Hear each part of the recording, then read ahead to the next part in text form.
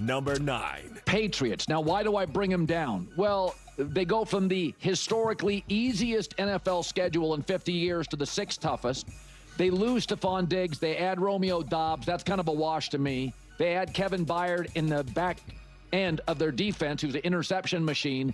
I love the coaching, the owner, the culture. I just think the AFC had a down year. Lamar's back, right? Like Mahomes won't get hurt again. The Chargers will be better. Denver, Bo Nix, another healthy offseason. So I think New England at 9. Yeah. I mean, I'm not going to try to give a strong sense of like Lamar and Mahomes and this or that. I mean, I think the reality is as frustrating as this is for a lot of people, everything is really genuinely up in the air right now. Like, I'm trying my best right now to form opinions obviously and start to try to craft where I think all these teams are and what some of this stuff is going to look like. And I got a loose sense. Obviously, I'm, diving into all of this and trying to think about it all, but like things are quite up in the air. So, it's a little weird to me to be like, I got the Patriots at 9 because of the Ravens and the Chiefs, and like the Ravens or the Chiefs aren't even in the top 10. So, it's like, okay, I guess. So, I mean, it was such there was such this competing narratives with a team like the New England Patriots and because of their schedule and all of that and people just not believing in them as much. And I obviously pushed up against that a lot, and like they no doubt benefited from an easier schedule and all of that, but I kept saying it doesn't mean that they're not a good team. Doesn't mean that they're actually not great. And I pointed out to some of the games that even though they were against bad opponents, especially specifically Drake May, like my whole reasoning behind that was more of like, yes, they're definitely beating up on bad teams and I'm not impressed at face value of a Drake man at this point because of how much I believe in him of him being great against bad teams. I'm like, you graduate. I don't celebrate when Josh Allen or Patrick Mahomes plays great against the Las Vegas Raiders. Like I'm not going to do it for the Patriots and against like the New York Jets, except for when you obviously are a young and developing quarterback and you're doing individual things that it's not like we've seen. Like if Josh Allen's doing again, it's still fun. It's still exciting, but it's like I'm not it'll have a softer landing. It just won't hit the same. And that's why I kept pointing out some of these singular moments. And I'm just like, no matter who you're playing against, it is objectively true that what Drake May just did in this play, this type of throw, this type of whatever was awesome and incredibly high level, whether you're playing the Jets, the Bills, the Eagles, the Rams, whoever. And that's something that I think people really lost sight of. And the problem is that he was also doing that against great teams as well. And the team as a whole was obviously maybe not going to look as dominant, but then you combine it with a rocky playoff run, even though they obviously went to the Super Bowl, but it was hardly Drake May's best stretch of games. He'll be the first one to admit that. But that's now used as almost kind of like a snowball where they're like, see, it was just the schedule, blah, blah, blah. And it's just like I think we're skipping too many steps. We're legitimately jumping to too many conclusions. And as I'm setting up this clip and I'm realizing like cause obviously going into this I know that the Patriots are 9. I don't know what Colin was going to say then, but I'm like thinking in my mind I have an idea of kind of where some of these things are going to be going. And it just actually really kind of interested me because it kind of just dawned on me where all season long everybody kept saying, oh, this seems not that good. This seems not that good. Easy schedule. Easy schedule. Easy schedule. And then when they lost, like they obviously got dominated, let's call it what it is. They got beat quite good against the Seattle Seahawks and people were like, see, told you they weren't that good. And especially someone like Nick Wright being like, I told you. And it is interesting because people said that against the Kansas City Chiefs in 2024. And someone like Nick was like, that's not true. They're great. They're great. They're great. And then they got absolutely annihilated. I think they got beat worse, the Kansas City Chiefs than the Patriots did. That's might be I think the Eagles dominated the Chiefs more so than the Seahawks dominated the Patriots. And yet it was for some people and a lot of people not seen as an indictment on that whole season. It was still they got to the Super Bowl. Patrick Mahomes still the best quarterback. Yeah, they got rocked in the Super Bowl, but whatever, right? Can't win them all. The O-line, the O-line, the O-line, blah blah blah blah blah. And it's like, I'm not seeing that level. And again, make no mistake about it, the Kansas City Chiefs beat a lot of bad teams that year in 24. And again, I know they got the whole track record. I know they won multiple Super Bowls. And I'm not trying to make this all about the Kansas City Chiefs because this is not, it's really not, but it's just the most recent example of that. And because of that, because of this effect, I just think that there's this idea that the Patriots, it's not they're not a has been, they're like a never was, that the Patriots as a whole are just more of this blip on the radar, right? Just kind of like random noise where you're like, it was a good season, good, whatever. Yeah, blah blah blah.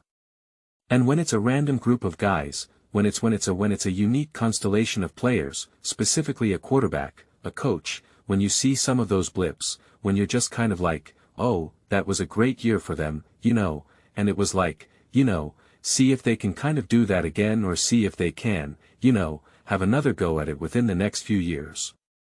And it's a little bit more vague in that regard. And I just don't think people actually genuinely appreciate first and foremost actually how well run the New England Patriots are. So that alone will consistently put them in a position to succeed. Combined then with actually elite coach on defense, elite coach on offense, and yes, an elite quarterback. That alone, you're now checking box.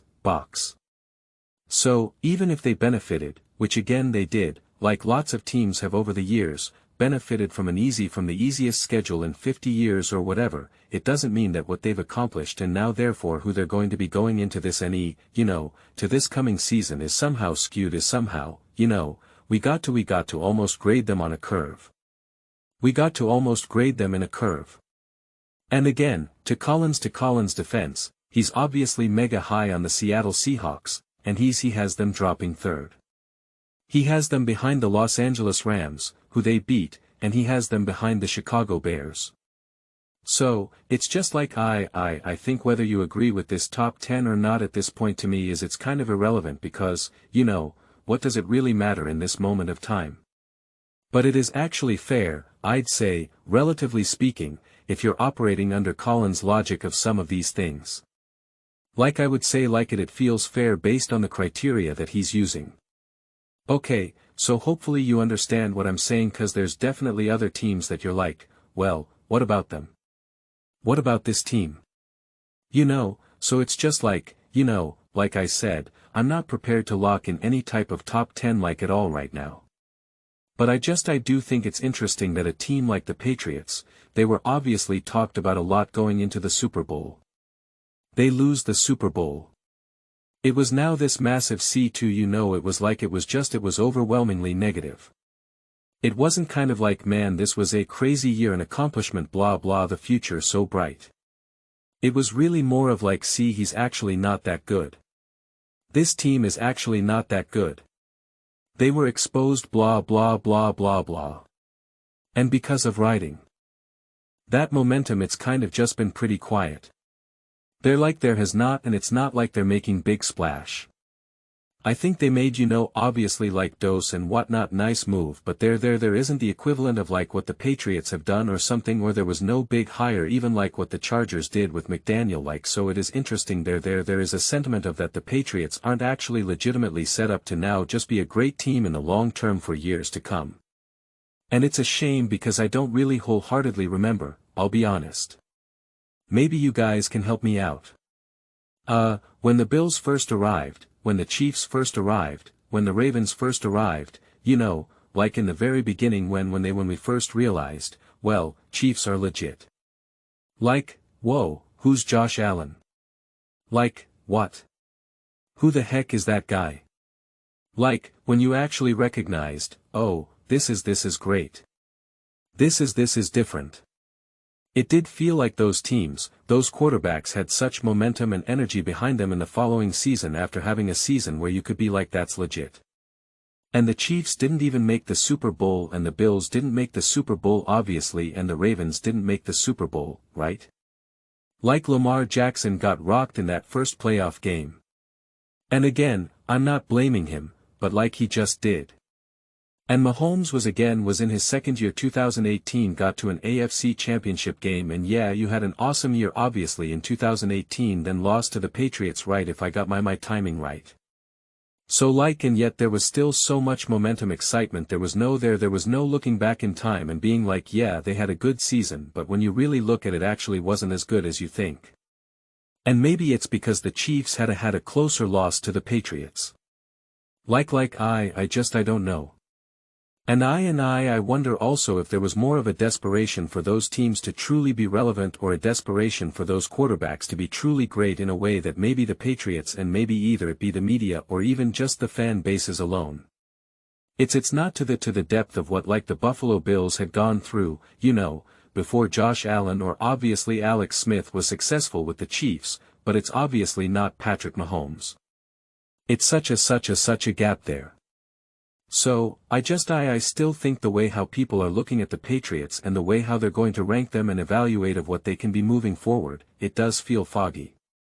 It does feel like they're looking at things through a distorted lens and almost like because again now Colin's talking about like the easiest schedule in 50 years and I'm just kind of like that actually really to me does not take away from the quality of play and what they were able to accomplish and what they proved. So I think that sentence that he said going from the 50th easiest to the 6th hardest or whatever like that kind of tells it all. That to me tells the story the full calendar year of the New England Patriots right now. And I think you got to be careful with that.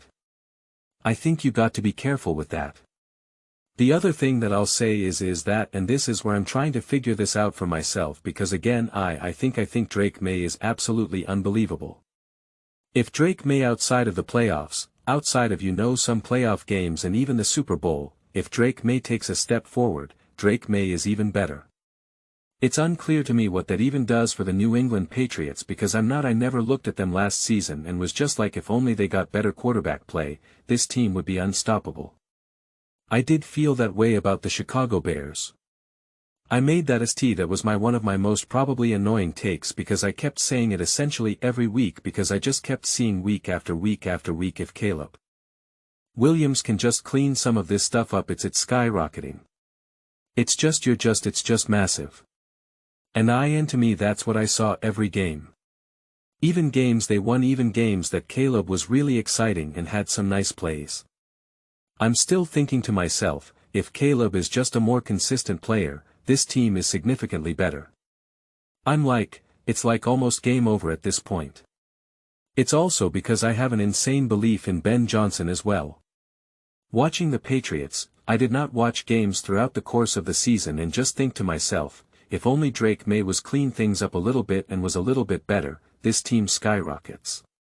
So, it's like I'm trying to think of if Drake May even improves what is he actually truly improving at? We can talk about not taking sacks, which is, obviously fair, but still, regardless of some of that type stuff, which I think will come around, it's unclear to me what then jump starts this New England Patriots team. If you think that this team was actually they were a good team, but they couldn't get over the hump necessarily, because I obviously didn't win the Super Bowl. It's what is, it's what is it? Because I don't look at it and say Drake May and even a team like Denver Broncos, I defended Bo Nix throughout the course of last season and I think he had a good year. I don't think it was great or spectacular. He definitely obviously had great games, but I still actually see the argument that if Bo Nix takes a concrete step forward, I also then see it's absolute 100% game on you're talking about yeah, buckle up. And I wholeheartedly believe that. But I can't say that about the Patriots. And it's not a knock on the Patriots. And it's not a knock on Drake May. It's me saying kind of Drake May wasn't that limiting factor. And again, it's not to say that Caleb fully was or that Bo was. It's just I don't know. And so it's something that I'm currently working through where it's just like what is the difference maker from this past year into this year. And that's kind of what I like to look at things when I'm looking at, I'm looking at the Eagles. What's the difference maker? And for me, it's coaching. Coaching. And I think the offense will be run differently. And I think you'll get a better version of Jalen Hurts.